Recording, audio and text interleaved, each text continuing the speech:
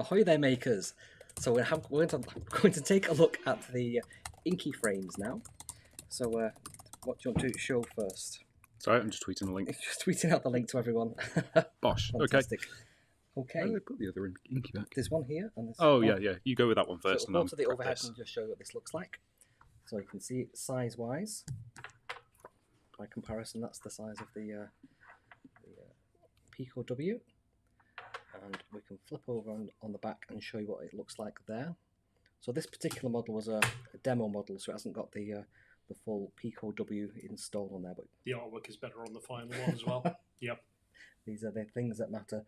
We've got the hang it area as well, so you can, if you want to make it into the massive lanyard, you can do that. We have the two Quest connectors, 1 and 2. We've got the battery pack on there as well. And you sell that as an accessory, do you? It's an extra.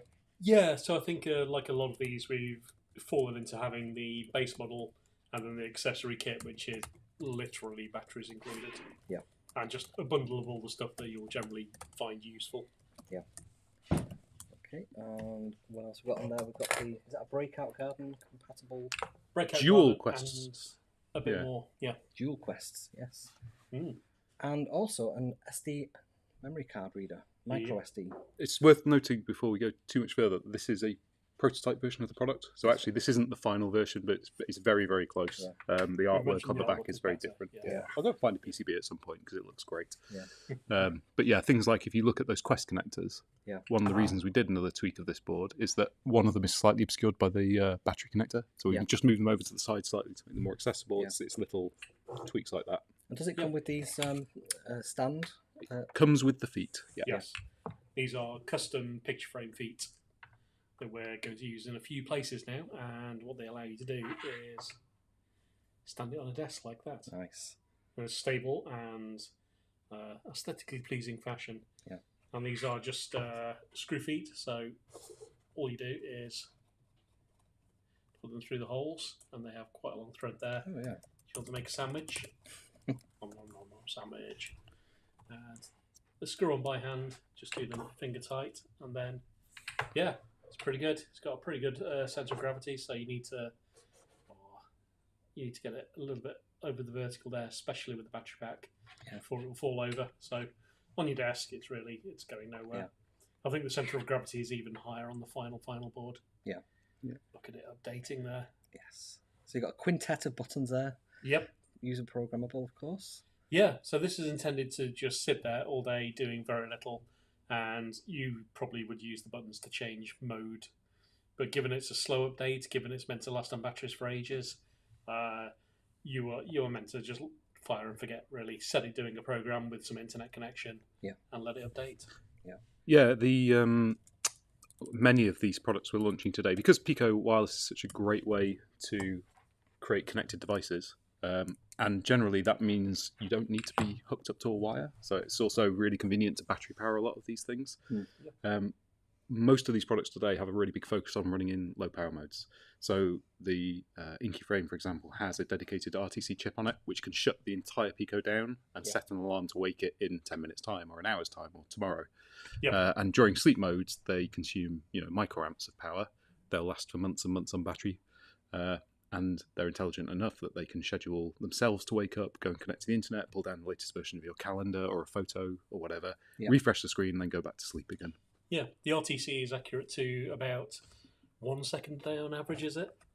But great news, you're connected to the internet, so you can fix the time. It is. So, basically, when the device wakes up, it'll check to see whether the RTC has been configured. And if it hasn't, it'll connect to an NTP server, it'll pull down the latest time, it'll set the time on the RTC, and then roughly once a month, it'll go and do that NTP update just to keep the clock nicely on time, but to minimise the number of network requests we're doing, keep the battery life as good as possible. And these boards are actually quite clever. They have multiple ways they can be woken up. So on Inky, for example, if we can go to the overhead again, you've got those 5 buttons. All 5 of those buttons can actually wake Inky up. And in your own code, you can ask Inky how it was woken up. So did the user press button A, or did it get woken up via the RTC, or was the USB cable plugged in rather than the battery connector? I think there's another wake reason. What would it be? Trigger on the back. Is this one a trigger? No, the camera module for Enviro has an external trigger. I'm sure there's another wake reason. Oh, what could it be? Is that some LEDs code. that indicate which button you pressed as well? They're completely user controllable. Yeah. Our thoughts with those was, again, because you want to be able to run in quite low power states, that we would use things like those LEDs to indicate there's new information on this page. Plus, because with the Inky display, it takes a long time to update. Yeah. So if you say you have a different application on each button, so A, B, C, D, E, so perhaps you've got your photo of the day on A, you've got your calendar on B, you've got the shopping list on C, etc. That's great, but you don't know when there's new information. Yeah. So what we decided is that when Inky connects and goes and gets the updates from the internet, it can then indicate that there's new data on those channels. So it might be, it might turn the LED on for the B channel to say, something's changed in your calendar, whatever. I mean, they're user programmable, so you do what you want with them. Yeah. But that was our thinking. Otherwise, you don't really have any sort of visual feedback that things have happened in the world. Yeah. Obviously, those LEDs wouldn't be on all the time because that would consume battery power. Yeah. But the Pico can wake up, blink the LED, and go back to sleep very quickly. Yeah. We also have a warn LED, which looks like a little flag up in the corner there. Yeah. Yeah. Now that one's special in that we actually wire that up to the RTC. The RTC can produce an output, effectively a GPIO, that is either on, off, or blinks at 1 Hertz. Now that means that the Pico can tell the RTC to control that LED and then go completely to sleep. So it's like a low power, something's happened warning, so that you can tell that there's something that the system wants you to interact with it and wake it up so that it can present some new information to you, for example. Yeah. To hand a little low-powered distress signal. Distressed or just something's happened. Come and have a look at me. It's that kind of thing. So, microprocessors, they get very easily distressed. They're only tiny. Deadly just. I can see another LED next to that one as well, next to the flag. Is that a Wi-Fi indicator of some kind? That's our kind of like working. So when the board wakes up and goes and connects, it's just a little light to say, I'm doing stuff at the moment. Yeah. And then when you're done, it'll turn off again. Again, they're completely user controllable, Yeah. so you can use them for your own purposes. But in our default examples, that's our thinking really. Yeah. So you've got another example next to you there about. I have. It has a very blank screen at the moment, so just give me a couple of minutes. Keep talking. You're live coding, aren't you? I am literally live coding. I broke something. I'm not sure what, but we'll get there. Hold that in there. All of these products are very new, so it's so you can see how big this is. Certainly interesting. Compared, do we have the other size Inky just by comparison? The Inky Pack. Yes, just by comparison. So this is also a new product today. It's a more kind of general purpose. E-ink display for Pico W. Yeah, and the Pico Inky Pack is black and white. That's black and white. It's the same screen we use on Badger, which has been hugely popular. We really picked it because it's a very cost-effective screen. It has nice fast update rates. You can update it in a second, whereas those colour screens take 30 seconds to update. It's much cheaper, and actually W brings a whole great piece of utility in that it can now be just put somewhere out of the way, and update wirelessly, and just let you know what matters when it matters, effectively. So again, great to stick on your fridge for. You could send messages to your kids or whatever in the morning, or you could have the latest news headlines, or whatever matters to you. Yeah. The current plummeting value of your NFT collection, whatever you're interested in. So we've got some questions here from the audience. So let me just bring these up. So we have a question: will it be easy to use with CircuitPython? So at launch, we have C++ and MicroPython libraries for everything. We will work on CircuitPython libraries, but we don't yet have a build of CircuitPython. So basically, we're waiting for that to catch up, which will take a little bit of time. This stuff does take time. Yeah, because it's literally launch day, isn't it, today for the Pico? So the Raspberry Pi organization are still doing work on the background, I guess, and some things like that. Yeah. The software appears, as it usually does, quite late doors. It was actually a good chunk before launch this time, which was nice. Yeah. But it's still kind of got some rounding out to do, and when it meets the real world and users, there's always a flurry of extra things to poke about. So I think we have a MicroPython build which should appear today. We do. As soon as Phil's had coffee and can focus on the continuous integration.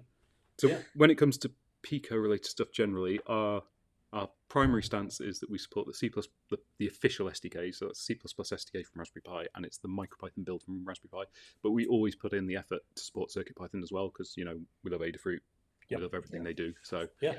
there's no doubt we will get there. It just might take a little bit of time. Yeah, CircuitPython is the most widely supported kind of thing for a lot of microcontrollers. Yeah. The reason we have the MicroPython build is purely so we can do some optimizations for the RP2040, since we have such a focus on that chip with our products, which is a luxury you don't have as much when you're trying to support over 300 microcontrollers now, which CircuitPython does. Yeah. Yes.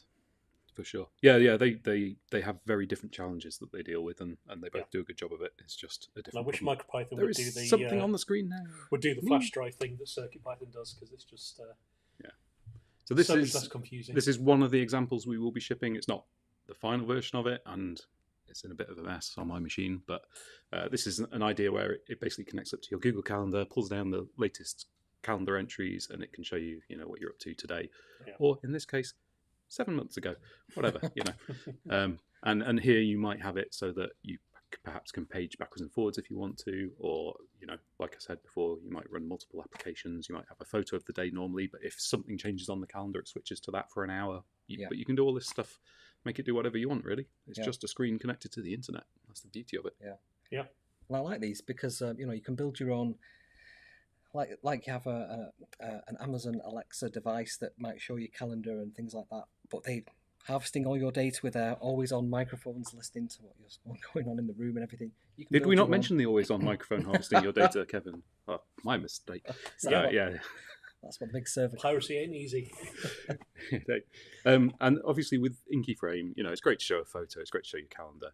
But the thing that really gets us excited is that when you start combining it with other devices in your home, using it as like a digital dashboard for what your environmental sensors are reading, that ties into other stuff we're going to talk about later today. It just gives you a great palette to put information on. So it could be a mixture of sources. Having the connectivity is what changes it. Suddenly it's a whole new game, having the connectivity. On the in person again. They are really quite bright. Well, there's a good time to talk about e-ink generally. So e-ink as a technology basically uses ink particles in a fluid, and using different voltage levels pulls them forwards and backwards within little cells of fluid.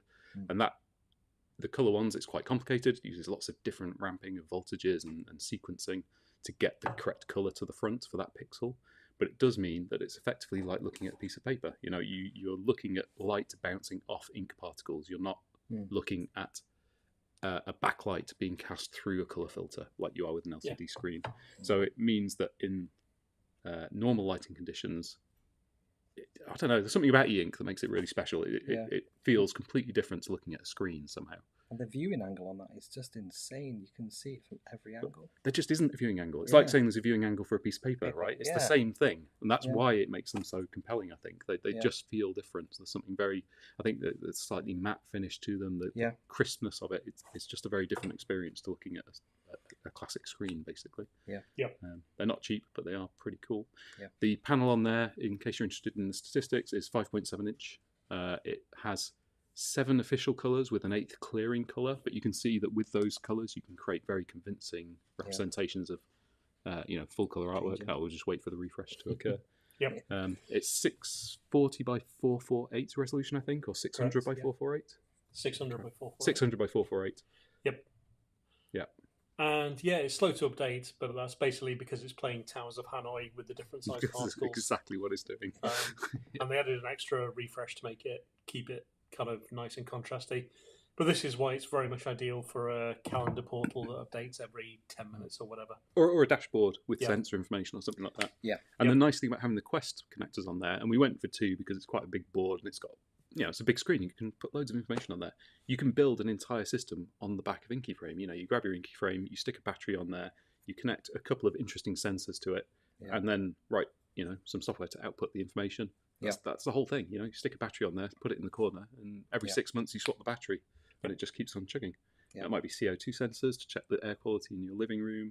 It might be like shake sensors if you're in an earthquake zone. Like there's all sorts of cool stuff you can do with it. You might want to know 30 seconds prior if you're in an earthquake situation, but and just wait for it to refresh. That's what I mean. It's an earthquake. But there's all sorts of ideas we haven't even thought of that can be done with this stuff. It's very, very cool. There's the memory card reader on the back. It's worth noting that the memory card, the SD card, Yeah. For some features, you need to put an SD card in. So things like the JPEG decoding we're doing there, you need the SD card as a working space to hold the JPEG. There's just not enough RAM on the Pico to do large image manipulation on the fly. But SD cards are dirt cheap. You only need like a 1 gig card if you want. It doesn't have to be a big card. It's just somewhere to have a bit of working space. And the accessory kit we talked about before includes like the USB cable for programming. It includes the SD card. It includes lanyard. It includes the Velcro. It includes the battery holder. It includes the batteries. So it's literally everything you need to get started and have all the features available. Yeah. I've got a question there about partial refresh. Is that possible on a colour? I don't believe these displays support partial refresh. No. So it really is kind of like, I'm going to show you a snapshot of something, and then I might update it in 10 minutes or half an hour's time. Yep. Quite a lot of these pink products, the screen looks better than others. This one looks intense. It is a really intense colour screen when you look at it. It's very impressive. Yeah. It's like looking like a magazine or something. I love this kind of impressionist artwork on it. It works really nicely. The overhead on that one. Yeah, looks really, really nice. How close can we get? You can get really close. Pretty close. Yeah. So that's we've put code in our libraries that allow you. Well, we've used a third-party JPEG library, a really great one. There's information about that in our repos that link back to the original author and talk about the project. Yeah. But on top of that, we've layered a whole kind of effectively 3-bit graphics frame buffer with full dithering support and all the rest of it, so that you can get really nice quality images on the display without any real effort. We make it as easy as we can for you to use. So many people were saying, "Oh, can I just stick a JPEG on it?" Because before you had to do very specific formatted bitmaps. Yeah. And they were either huge or hard to format from GIMP or Photoshop. And it's the friction, right? You put the image on, and then you're like, "Oh, I just want to tweak it. Oh, great! Now I have to put it through my entire pipeline of this Python script, and then embed the code." And it's just a pain. And this, you throw a JPEG onto the SD card, and it just works. So. Yeah. And all we had to do was we said, "This is terrible. We must fix this." And we were willing to watch Phil go through that pain. I helped a bit. Yeah. So they were saying that, just so you know, my small community is on fire with the Pico W launch, and our Discord in French is full of comments. Awesome. So a suggestion there, put all of our products in a new bundle and sell that at the bargain price. Okay. You can add them all to your basket. Yeah. That's the easy bit. Well, it's not the bargain price, it's just the price. Yeah. Phil's saying that Larry Banks' JPEG decoder is the driving force behind it. Yes. Awesome. Maybe a pick and mix option. You can sort of do a pick and mix. I'm just going to see if we've got a gallium battery up here. Yeah. So discounts. I think the Pico W, as with all pies, it's as cheap as it can be, really. So yeah. Any discount that involves that, we just can't deal with. But at some point we're overdue a sale, I'm sure. Yeah, it'll come. Yeah. You just had one in just before the 27th of June. There was like a 15% off one. Hey, guys. Yeah. I think we normally exclude the Raspberry Pi board from that anyway. Because they're already cannot. Even if they weren't, like the SBCs weren't in constraint at the moment. Yeah. And these are £6, aren't they? UK? I think they're £6 with VAT.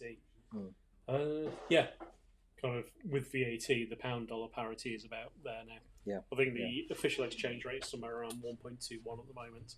Yeah. So if you go from dollars to pounds and then add 20% VAT, it's now dollars pound parity. Yeah. Terrifying, eh? Yeah. What fun. Yeah. That's an entirely different live stream where we kind of, get Elon Musk in. What prompted the question, by the way? Sorry, I was running off getting something. Just about discounts. Oh, right. Yeah. We had the question about, maybe a pick and mix option with a discount. Okay. But Yannick was saying, I agree, £6 for a Pico W is still very cheap, and I think the Pico is the best microcontroller around. I'd absolutely have to agree with that. I know there's some people who are the ESP32 or ESP fanboys, but for me, it's always about the Pico. It's everything else that goes with it that makes that platform just the chef kiss perfect thing for me. Yeah, the rate of adoption of it with the documentation, the programming support, it's just great. Yeah. The ESP range got popular kind of despite its tool chain. Yeah. Simply because it was so cheap, but now there's actually some competition around for it, which is long overdue, I think. Yeah. Definitely. It's as a software developer, it's the most pleasant platform I've ever worked with. Just because the API is so good, documentation is so good. It's clean, it's tidy, it makes sense.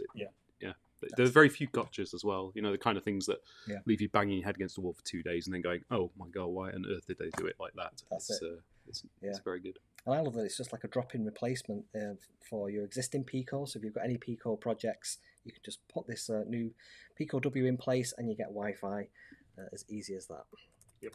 Yeah, so Nick says the Pico W may be back into the fold from ESP because it was always wanted Wi-Fi. Absolutely.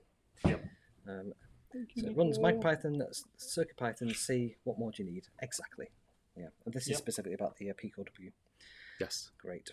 Is there anything else you want to say about the Inky frame? They're available today, are they? I'm going to just introduce one other thing that we had recently, because obviously this is running with a AAA battery holder on the back, but we actually do a much smaller battery option as well if you want to go to the overheads. Yeah. Obviously, we've designed all of these products so that they can either work with alkaline or NIMH or LiPo. Which is why they don't have charging on board, because we support all the various different chemistries depending on what you've got on hand or what's convenient. But we do have these lovely tiny hard-packed LiPo batteries, which are great for, well, they're great for Badger 2040, great for Tufty, also great for everything we're talking about today. And combined with the LiPo Amigo to recharge it whenever you need to recharge it, they provide a much smaller battery option. I don't know if you want to hold it up against the AAA holder on the back of the Inky frame there. Practice my dexterity here. Much smaller. You can see how much smaller it is. Obviously, it doesn't give you the same capacity as those 3 batteries, but it gives you a more compact format. So if you wanted to mount a magnet on the back of Inky frame and put it on your fridge, for example, it makes the whole package a lot slimmer. So there's loads of options out there. We basically try to make sure you could power it almost any way you'd want to. Keep it as convenient with a lot as of these, I think we found that being fairly agnostic about the power is absolutely the right choice. Badger started it. It's It means it proved itself very quickly. A lower overall price without having to include that on every single. See, biteable. Well, the problem is if we put the charging on there, it basically can only be LiPo.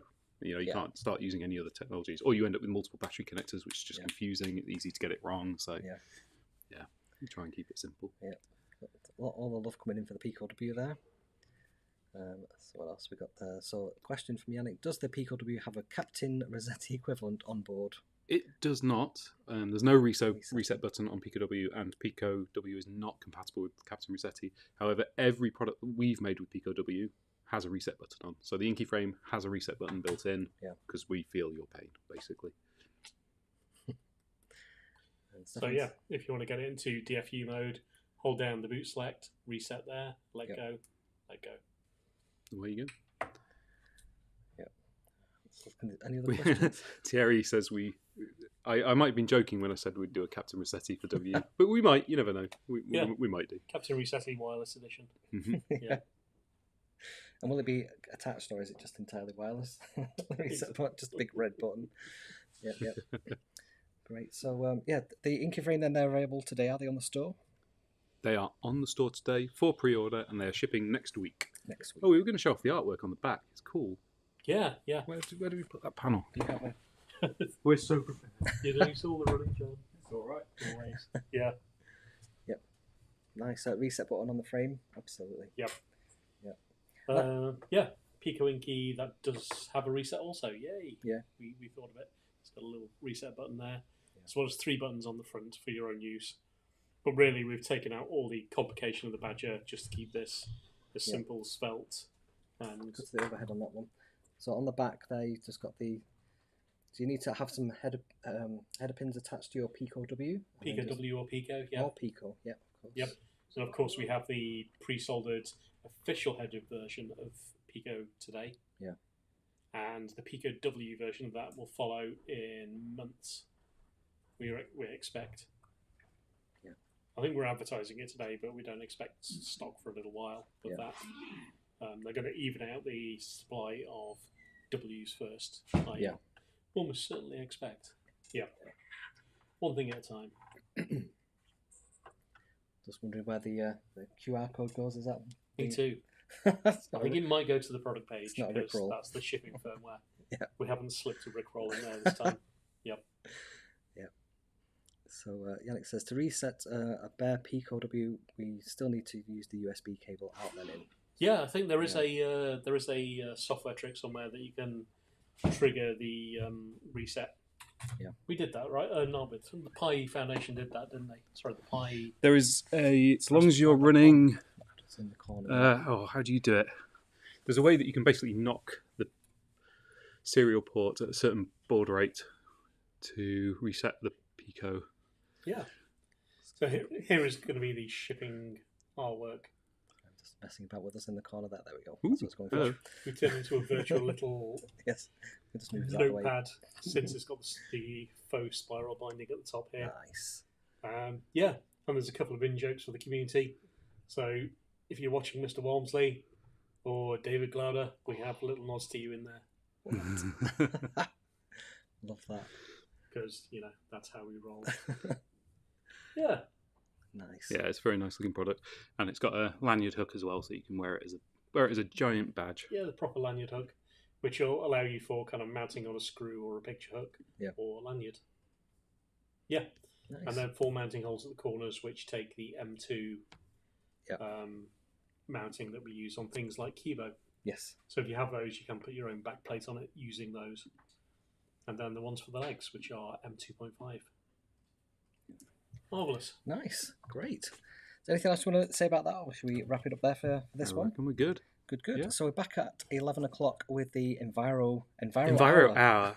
And join us for the Enviro Hour at 11 o'clock. Yeah, that could actually probably extend to a full hour as well. It might do. Yeah, we've got a lot of stuff to talk about with the Enviro range. That's going to be cool. Awesome. Yeah, so just look at this. Are there any other comments worth calling? What was that? Someone said Pico WH is coming in August. Really? August. Ooh. This is news straight in. Hell says so it must be true. It must be true. Yeah.